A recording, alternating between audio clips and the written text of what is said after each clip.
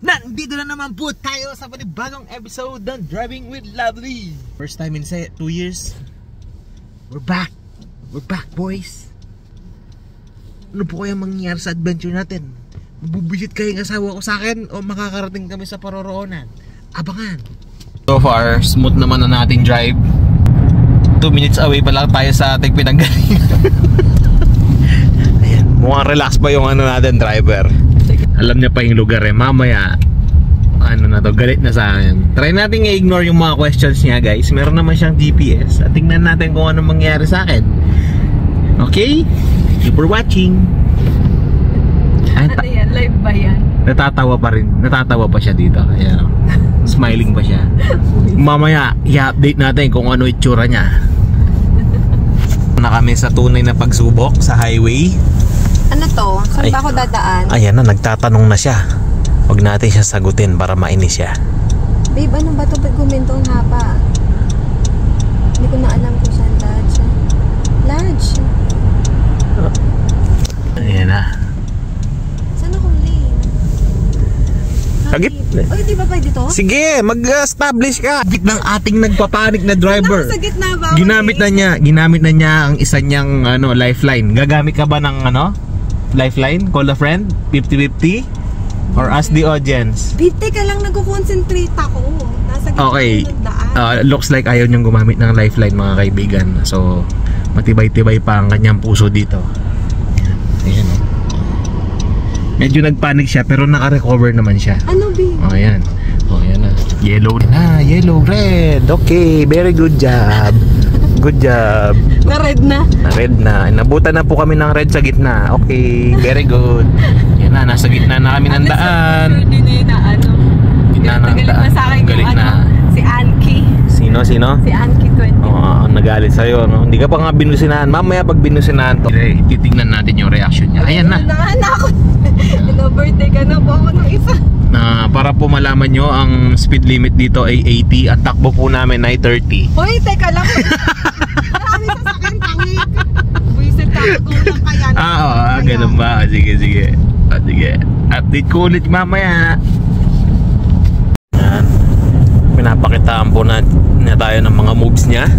One-handed driving. One-handed lang po yan, mga kaibigan. Hindi isa, hindi dalawa. Isa. Yan. So far, so good. Hindi ka pa nasusunod. Hindi pa ako nasusunod. Wala pa akong motion sickness. Ano ibig sabihin nung yellow na yun? Ang yellow, huwag natin siya sagutin. Ano ba yung nakasulat? Ayun, no? Ready to start. Very good. Malabo. Pamabasa. Problema pa po dito is napakalabo po ng mata ng ating driver. Kahit nagpa-laser. Kahit nagpa-laser siya, hindi niya mabasa kahit ang laki-laki. Okay. So I don't know kung sulit ba yon. Makahingi kaya kami ng refund pag uwi. What do you think? Comment down below. Sabi. Comment down below.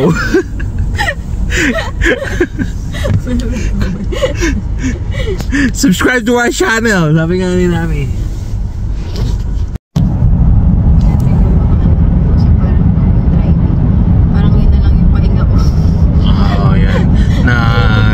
Nag-open up po yung asawa ko kaya ayaw daw po niya mag-drive dahil yun yung pahinga niya sa mga anak ko. Nag-try pa ako, stress na I understand. Tell me more.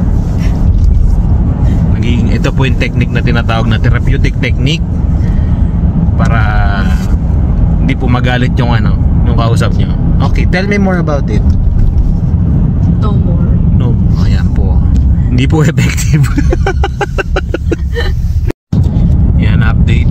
Yan na, seryoso na. Dinalawan niya po niya yung hawak sa manibela. Ayan, malalaman yung serious siya pag ganyan. Two-handed driving. Yabang. Ayan, may tanong po siya sa atin.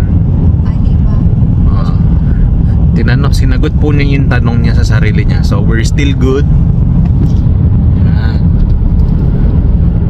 Hindi na siya tumatawa, guys. Konti na lang.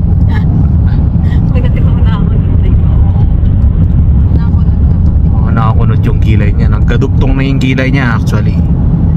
Hindi ko alam kung sa pagdadrive ba o sa akin. Sa'yo. Thanks. Ulitin mo yung sinabi mo. Ito ba siya nakatira? Baka hindi tayo dumaan. Hindi daw kami dumaan dito, guys. Alam niyo yung hindi siya nagpe-pay attention pag di niya alam kung saan kami dumaan. Di ba tayo dumaan? Oo, malamang. Saan ka pa dadaan? Wala may banda. Ah, okay.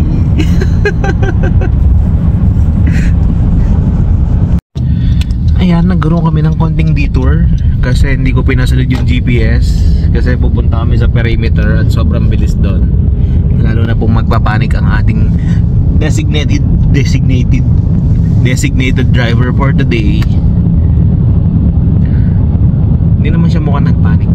Ganyan po ka-pro ang aking asawa sa pagdadrive. Hindi siya nagpapanik pagka-sudden yung mga instruction. Ay, naku, sinabi dito sana ako sa lane na ito kabila. Huwag kang magalala, malayo pa tayo dyan. Malayo pa ba tayo? Hindi kasi kanina free na ako lang yung sasakyan. No, because that's the fast lane and you're just running 60 kilometers per hour. Pwede naman ako maging fast. 80 dito, pero takbo mo 60, so dito ka lang. Race ba ito? Ayan. Hindi, pero pagka nag-stay ka doon at binubusan na kanila, ikaw rin ang magpapanik, so dito ka lang. Okay? Good. Okay, so meron po tayong tutorial ngayon kung paano gumamit ng GPS. Hindi po niya alam kung gaano kalayo ang kilometer. So, ini-instructan natin siya na nagka-countdown yung GPS. Makikita nyo dito, ayan. To-turn left ka in 2.8 kilometers. Wala po siyang idea gaano pa kalayo. Okay, nakikita mo yung light, yung traffic light na yan. After ng traffic light na yan, mag-change lane ka na. Okay?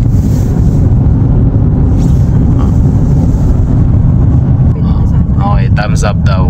Alam na, malamang alam na niya. Ayan!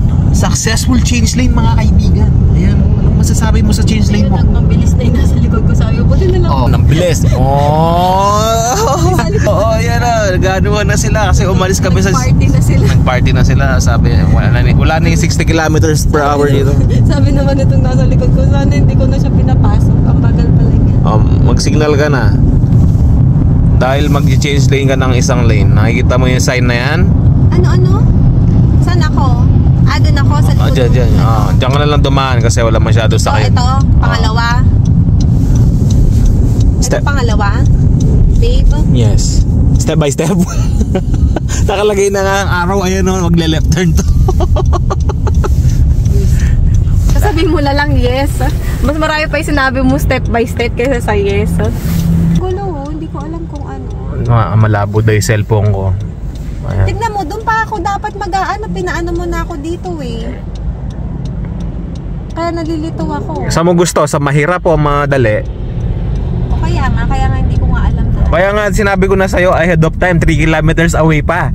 Kanina malapit, nagreklamo ka. Ngayon, ang layo, nagreklamo ka pa rin. Hindi ko na alam saan ako luluga sa sasakyan na to. Ang ingay mo, babe. Ano na? Hindi ko na nasusunod. Sundan mo lang yung GPS. Kanina pinapasundan ko.